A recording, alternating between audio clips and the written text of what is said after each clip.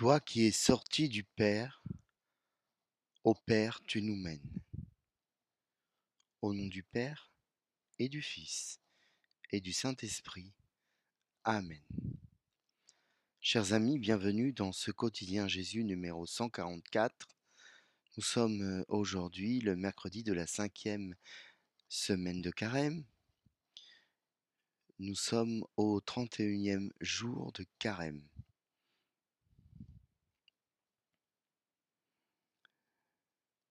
Aujourd'hui, nous prions notre Seigneur en communion avec la liturgie des heures pour que, par notre baptême, qui nous a fait revêtir l'homme nouveau dans le Christ, le Très-Haut renouvelle notre regard dans la contemplation de son visage.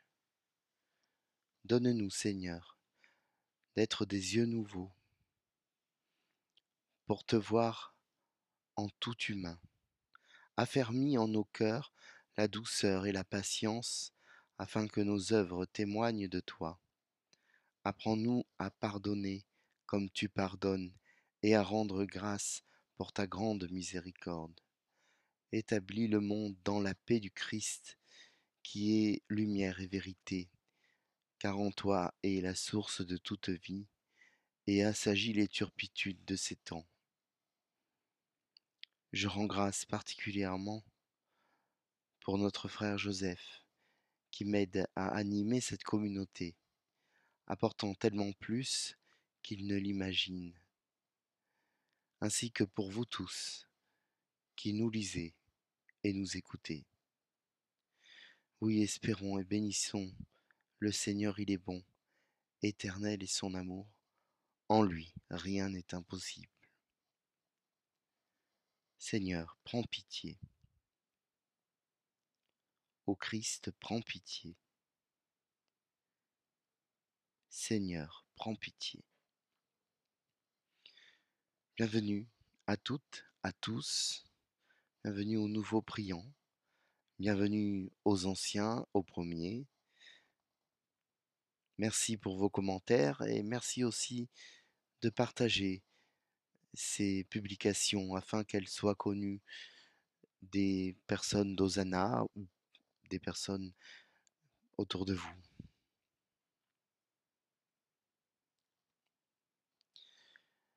Chers frères et sœurs, il n'est pas obligatoire d'adorer ce qu'on nous demande d'adorer.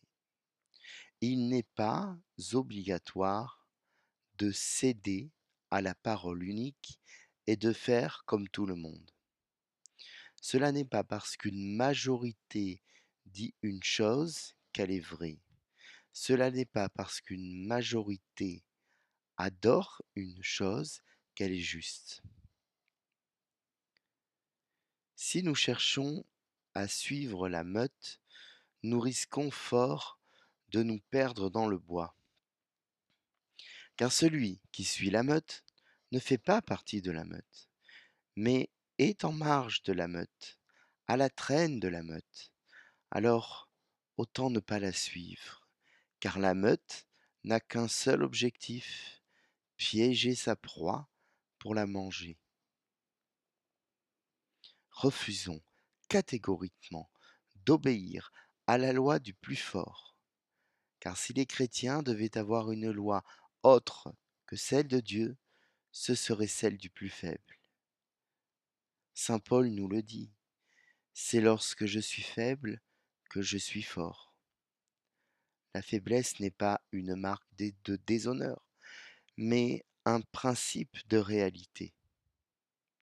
L'homme est faible, et c'est lorsqu'il cherche à lutter contre ça, lorsqu'il se veut surhomme, qu'il se perd dans la débauche. Mais au contraire, celui qui regarde bien en face les péchés qui sont les siens, et qui ose les confier au Seigneur, s'engage sur le chemin de la conversion. Nous n'avons rien à adorer de ce monde, si ce n'est simplement de contempler sa beauté, la beauté de la création, de l'art, de la musique. ce que nous adorons, en vérité, et sans que cela nous aliène, c'est le Seigneur, lui seul, que Dieu nous entende. Dans la liturgie de ce jour, nous lisons dans le prophète Daniel cette histoire des 3 jeunes hommes qui refusent d'adorer la statue instaurée par le roi Nabuchodonosor, un roi très puissant, conquérant, et qui sont sauvés. Je reviendrai largement sur ce texte dans ma méditation. Nous lisons dans l'Évangile de notre Seigneur Jésus-Christ selon Saint Jean au chapitre 8.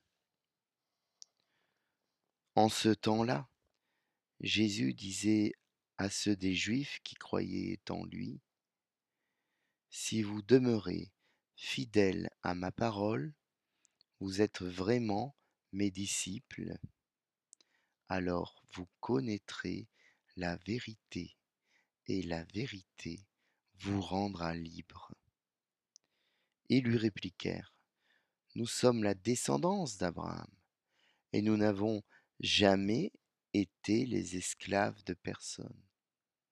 Comment peux-tu dire, vous deviendrez libres? » Jésus leur répondit, « Amen, amen, je vous le dis, qui commet le péché est esclave du péché. L'esclave ne demeure pas pour toujours dans la maison. Le Fils, lui, y demeure pour toujours. Si donc le Fils vous rend libre, réellement, vous serez libre. Je sais bien que vous êtes la descendance d'Abraham, et pourtant vous cherchez à me tuer, parce que ma parole ne trouve pas sa place en vous. Je dis ce que moi j'ai vu auprès de mon Père, et vous aussi, vous faites ce que vous avez entendu chez votre Père. Ils lui répliquèrent, notre Père, c'est Abraham. Jésus leur dit, si vous étiez les enfants d'Abraham, vous feriez les œuvres d'Abraham.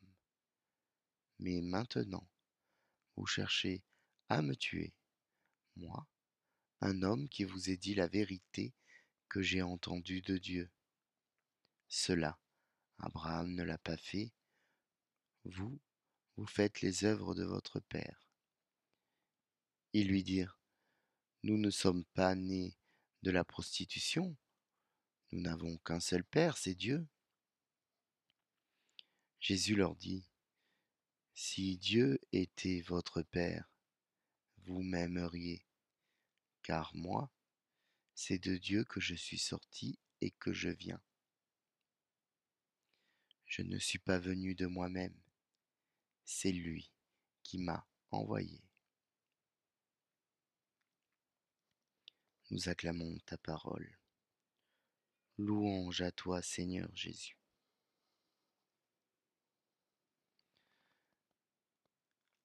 Le sort réservé par Nabuchodonosor aux 3 jeunes hommes, voilà le sort réservé aux chrétiens.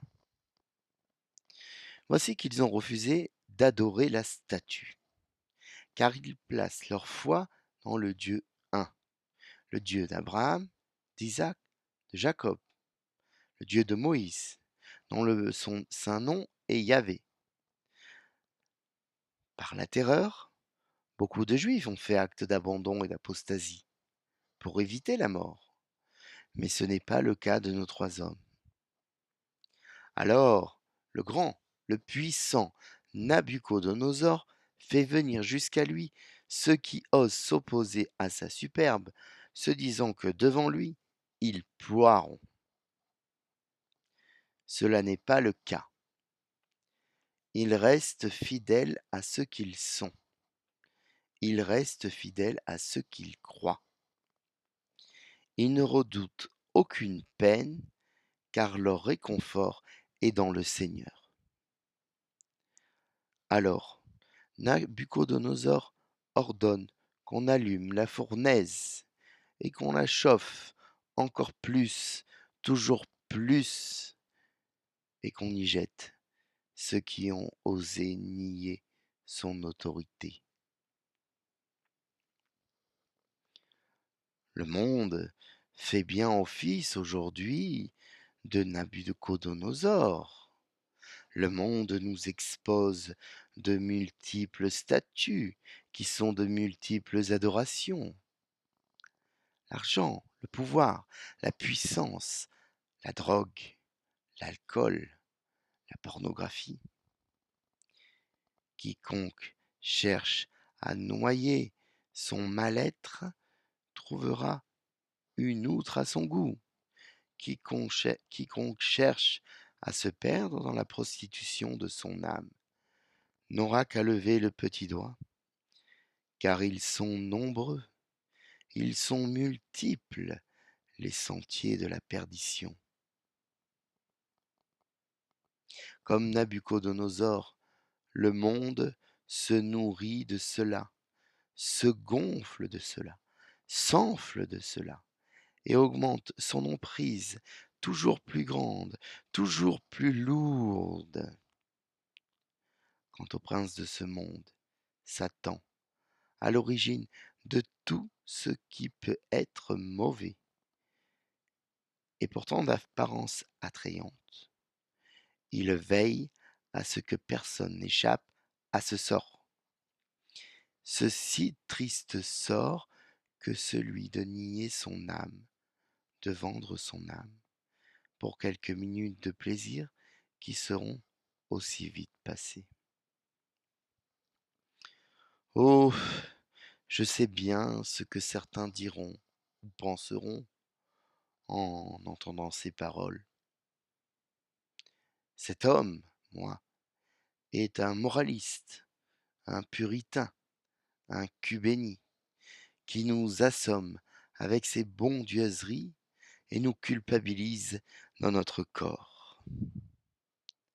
La morale est devenue une insulte, alors qu'elle est si vertueuse. Pourtant, il n'y a, chez moi, aucune lotion de morale, mais un constat de quelqu'un qui a été et est immergé dans ce monde présent, comme un observateur, tantôt extérieur, tantôt intérieur, qui garde son jugement de façon réservée, en laissant le temps apaiser les passions. Parfois j'écoute, et parfois je suis écouté. Je n'ai aucune autre prétention. Le sort des chrétiens, qui refusent d'obéir à cette dictature du plaisir immédiat et addictif, est bien celui des trois jeunes hommes. La fournaise, le rouleau compresseur d'une sorte d'intelligentsia qui n'a d'intelligence que l'honneur qu'elle se donne et qu'elle ne mérite pas. Seulement voilà, si tu es mort au Christ sur la croix, tu es aussi ressuscité dans la gloire et la vérité. Ces jeunes hommes dans la fournaise chantent la louange de Dieu et de sa création. C'est lui qui a envoyé un de ses anges pour les protéger du feu. Nabuchodonosor, qui n'en revient pas, reconnaît lui-même la puissance du Dieu un en le bénissant. Oui, c'est le sort des chrétiens. Car, comme eux qui n'ont pas trahi leur foi, nous devons rester fidèles à ta parole. Et si nous le faisons, alors, et c'est toi qui le dis, Seigneur Jésus, nous connaîtrons la vérité, celle qui rend libre. Oui, ton Père est notre Père. Si nous te reconnaissons comme son Fils unique et notre Dieu, face aux idolâtries de ce monde, qui sont en train peu à peu de le détruire. Nous avons une arme, la plus forte des armes. Toi, Seigneur Jésus-Christ. Tu es avec nous, tu nous protèges, tu nous gardes. Pas un autre n'est comme toi. Toi, tu es unique. Oui, tu nous protèges et tu nous gardes. Tu nous aimes. Tu te donnes tout entier à nous. Tu épouses nos âmes. Tu fais ta demeure en nous, dans nos cœurs, par ton corps très saint, par le mystère de l'Eucharistie. C'est ton corps et ton sang qui nous sauvent, qui sont vrai corps et vrai sang, vraie nourriture et vrai breuvage. Amen, Seigneur. Viens sans cesse dans nos vies et protège-nous du Satan qui veut nous perdre et qui chaque jour fait son œuvre. Amen, Seigneur. Sois avec nous et nous avec toi. Amen, Seigneur, c'est là notre bon sens. Toi qui es sorti du Père, au Père tu nous mènes. Qu'il en soit ainsi.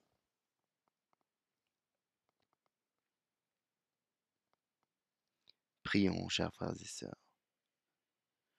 Je vous propose de prendre le cantique de la liturgie issu du livre de Daniel. Béni sois-tu, Seigneur, Dieu de nos pères, à toi louange et gloire éternellement. Béni soit le très saint nom de ta gloire. À toi louange et gloire éternellement. Béni sois-tu dans ton saint temple de gloire. À toi louange et gloire éternellement. Béni sois-tu sur le trône de ton règne. À toi louange et gloire éternellement. Béni sois-tu, toi qui sondes les abîmes. À toi louange et gloire éternellement. Toi qui sièges au-dessus des kéroubim, à toi louange et gloire éternellement. Béni sois-tu au firmament dans le ciel, à toi louange et gloire éternellement.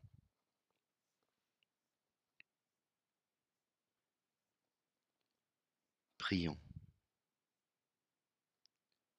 Dieu très bon, éclaire le cœur de tes fidèles qui se purifient dans la pénitence. Toi qui nous as donné le goût de te servir, ne reste pas sourd à nos prières. Bonne journée, chers frères et sœurs. Bon mercredi. Et ensemble, demandons au Seigneur de venir nous combler de sa joie et nous bénir, lui qui est Père et Fils et Saint-Esprit. Amen. À demain.